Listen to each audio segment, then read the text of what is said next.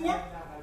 Oh ya, itu isian yang sesungguhnya ya.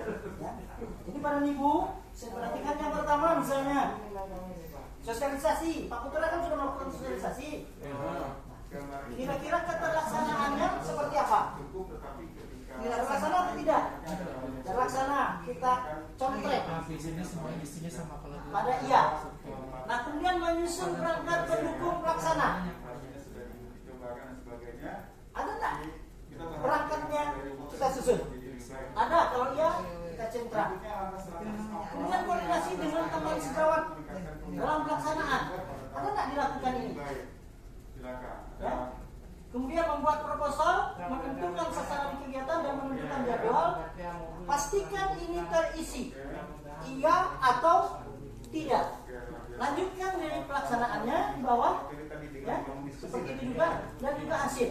Makanya kita katakan bahwa yang kita monef itu yang pertama persiapannya seperti apa, kemudian pelaksanaannya terlaksana atau tidak. Bisa kita lihat di sana dengan indikatornya. Pembinaan guru, penilaian kinerja, membimbing latihan, proposal, dan peningkatan kompetensi KPK. Silakan. Robi. Ya. Umpama pelaksanaannya itu separuh, Pak. Ya. Mau dikatakan iya, ya belum. Mau dikatakan tidak, ya udah jalan. Terus gimana ya, Pak? Kan kalau waktu saya mau monep itu, loh, ini belum selesai, tapi belum. Nah, itu gimana ya, Pak? Kita. Ya, terima kasih Pak Robi. Ada yang punya pengalaman sama dengan Pak Robi? Halo. Ada Pak. Nah, Kita melaksanakan. Pak Robi punya pengalaman di saat melakukan monef itu kira-kira untuk keterlaksanaan itu ya setengah. Jadi ada punya pengalaman? Makanya ibu bapak kita merancang instrumen itu tidak semuanya harus pakai iya dan tidak. Keterangan. Jadi bisa saja kita pakai skala Likert dengan 1, 2, 3, 4. Sehingga di saat sudah ada yang melakukan dan sudah ada yang belum, kita cari persentasinya seperti apa.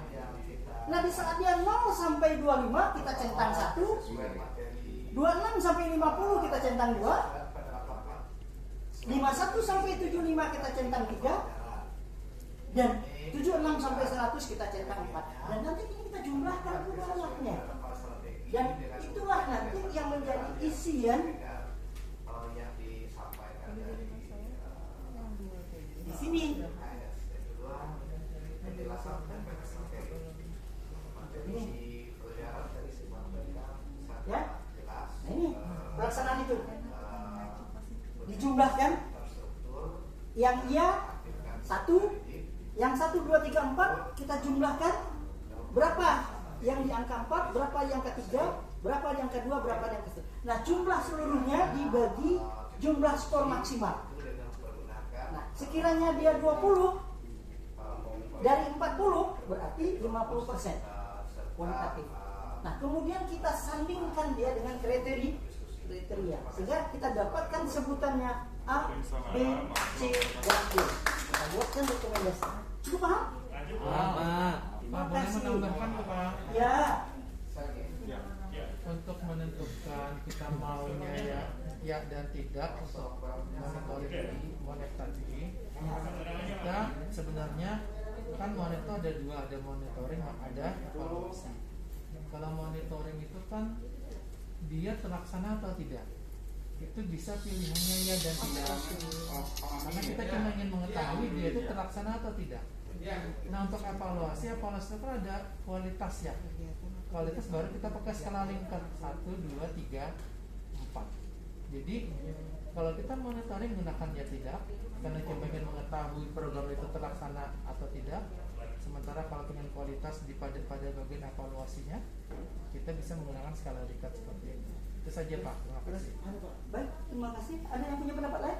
Pak Robi? Kalau yang dikatakan Pak Anu tadi terjadi permasalahan saya tadi separuh gitu ya. Artinya saya mau mengatakan iya, ya belum selesai. Dikatakan tidak, ya sudah jalan. Itu gimana tuh Pak? Betul. Jadi Pak Robi, kalau kita mau bikin instrumen, Ada catatan. instrumen yang kita buat itu apabila ingin mengukur terlaksana atau tidak. Ini yang diukur terlaksana atau tidak ya. Kalau misalnya kan kita ada uraian kegiatan kan ada perencanaan, pelaksanaan, laporan misalnya ya. Itu kan kalau mau membuat instrumen tinggal pindah. Misalnya mengadakan rapat sosialisasi itu kan ya dan tidak aja jawabannya. Tetapi kalau ingin melihat itu lebih detail secara kualitas, baru pakai 1, 2, 3 dan 4 gitu Pak. Terima kasih pendapatnya ya. Nah, ini kita sepakati ya. Jadi kegiatan monitor itu adalah kita melihat. Jadi proses pencatatannya itu monitor, pengamatan itu monitor. Nah, kemudian hasilnya itu dimaknai adalah bagian dari evaluasi. Ya, kalau ya. Nah, jadi proses pencatatan itu ya monitor. Jadi kalau kepala sekolah muter-muter di sekolah lihat bersih nggak WC-nya itu dia monitor. Tapi di saat dia memberikan semacam penilaian, WC-nya kotor, gurunya sering terlambat, ya, kemampuan guru dalam menggunakan IT masih kurang. Nah itu sudah bagian dari evaluasi. Nah, makanya monitoring dan evaluasi itu selalu ya. Terima kasih tepuk tangan. Lalu Bu, kita sampai di pertemuan kedua. Tadi Pak Sri Pudin telah menyampaikan Di pertemuan kedua itu nanti bersama saya Bapak kita melakukan pembimbingan di hari ke-33 sampai 35 dari 38. Jadi di penggal pertama kita ingin mengecek sejauh mana keterlaksanaan progresnya seperti apa. Nah, pendamping, pengajar memberikan bimbingan. Tujuannya apa? Supaya nanti di sini tidak ada di masalah lagi. Sehingga di sini kegiatannya hanya 2 saja. Yang pertama adalah penyusunan laporan. Yang kedua menyiapkan bahan presentasi. Ini 2 kegiatan. Ya. Jadi pada Ibu, bukti Ibu Bapak sudah melakukan OJL 2 itu sini. Yang pertama tentang. Jadi kalau tadi itu kita sudah melaksanakan dengan bukti-bukti fisik. Tapi untuk membuktikan bahwa memang benar kita sudah melaksanakan ini, Buat laporan. dalam bentuk laporan tentu tidak ada. Laporan saja tidak cukup. Kenapa? Bagaimana orang bisa tahu? Maka perlu dipresentasikan. Nanti yang akan melihat Bahkan karena adanya di sana itu kegiatan inovasi, maka karya inovasinya juga ditampilkan. Ini sesuatu yang berbeda dengan diklat calon pengawas sebelum-sebelum ini. Tidak ada itu. Kita lihat bagaimana penyusunan laporan. Ya. Ini sudah disampaikan dulu pada Ibu. Ini ada kita masukkan. Kan sudah membuat proposal kemarin ya. Yang pertama. Ya, proposal itu kan baru 3 bab ya. Iya Pak. Tinggal ditambah 2 lagi. Ya. Sehingga dia menjadi lapor. Ya, saya lihat di sini. Nah, ini dia bagian awal dari laporan kita. Ada halaman judul, lembar pengamatan, kata pengantar, daftar isi. Jadi Ibu Bapak, sebenarnya untuk yang bagian awal ini 1, 2, 3 A, B, C. Nah, ini sudah bisa pada pertemuan pertama itu Ibu Bapak boleh. Tetapi untuk yang berikutnya ini sebaiknya kegiatan itu sudah ada. Apa saja yang ada di sana? Latar belakang, dasar hukum, tujuan, hasil yang diharapkan. Ini ruang lingkup. Mana yang ruang lingkup yang 5 tadi? Nanti dasar Ibu Bapak membuat ini, itulah catatan jurnal kita. Itulah kumpulan portofolio atau bukti fisik. Nah, kemudian baru visi misi dan tujuan dan selesai. Deskripsi sekolah, ada di sana sekolah tempat kita bertugas dan sekolah lain. Dan ini simpel, pendek saja, nggak usah banyak-banyak. Dan Ibu, kira-kira itu untuk bab 1 dan bab 2-nya. Ini bab 3. Di bab 3 itu keterlaksanaan. Deskripsikan persiapan pembinaan guru, waktu dan tempat, sasaran, pendekatan metode, capaian target, hasil pelaksanaan pembinaan, tindak lanjut, simpulan dan rekomendasi. Pak Ibu, ini yang paling penting. Lampirkan semua bukti fisik kegiatan. Terbayangkan? Yang saya agak nyinyir kalau bahasa Padang gitu ya. Meyel, ingatin, tolong jurnalnya dibuat. Jangan jadikan ingatan sebagai catatan. Siapkan semua bukti fisik. Yang kedua, bagian D-nya pelaksanaan kinerja. Yang ketiga, pembimbingan pelatihan, dan yang keempat, penyusunan kelulusan penelitian tindakan atau kerjasama. Ibu Bapak, jadi isi dari bab 3 itu ini dia, sampai E, peningkatan KPK. Jadi yang 5 kegiatan inti di RTL kita itu bagian dari isi bab 3. Nah, sedangkan bagian akhir membuat penutup, simpulan, dan saran. Karena ini bagian dari karya tulis, maka jangan lupa membuatkan daftar pustakanya. Artinya apa? Kita tidak boleh kan? Pak Ibu paham kira-kira dengan sistematika laporan? Sudah kan? Jadi Saya ini berasal dari guru, iya, kan mau jadi pengawas. Betul. Katanya. Tiba-tiba kan masa saya membuat PTS kan saya nggak bisa, Pak. Kan kalau kepala sekolah bisa PTS. Nah sekarang peran saya sebagai guru ini, Pak, untuk membuat nanti sebagai PTS itu gimana, Pak? Sedang saya mau jadi pengawas itu dari guru, Pak, bukan dari kepala sekolah. Yang kedua adalah salur. terima kasih ya. Jadi rata-rata cawas kita ini dari guru ya. Jadi yang perlu diingat, kira-kira beda antara PTK dengan PTS itu gimana? Sudah kemarin Pak. Sudah kan? Waktu penguatan. Sudah kan kemarin? Ya. Jadi bedanya kalau yang PTS itu subjeknya adalah guru, kepala sekolah atau sekolah. PTK. PTS. Sedangkan kalau PTK subjek kita adalah sis. Jadi sebenarnya tinggal mengganti subjek. Sedangkan objeknya kalau guru segala sesuatu yang terkait dengan tugas guru. Kalau pengawas segala sesuatu yang terkait dengan tugas pengawasan. Selanjutnya apa Saya, Pak, ulun yang nggak bisa, Pak. Ambil perposok saya aja. Saya ini kan guru, mau buat PTS itu gimana ya? Sama saya ada PTS nya. Iya, tapi juga ya. Ini kemarin, Pak. Ini kemarin problem nih, Pak. Saya. Itu wajar tuh Pak Rodi ya. Ini jangan khawatir, semua kita sama. Kita sama. Nah, tinggal yang penting bagaimana kita meyakinkan diri kita bahwa kita seperti teman-teman juga. Kalau teman-teman bisa, maka kita juga bisa. Prinsipnya apa? Anda adalah apa yang Anda pikirkan. Saat Anda memikirkan Anda tidak bisa, maka jangan pernah bisa melakukannya. Mantap. Ya. Entah, berbagi. Gimana Ibu? Tadi Etika pengawas Pak. Bisa bekerja sama.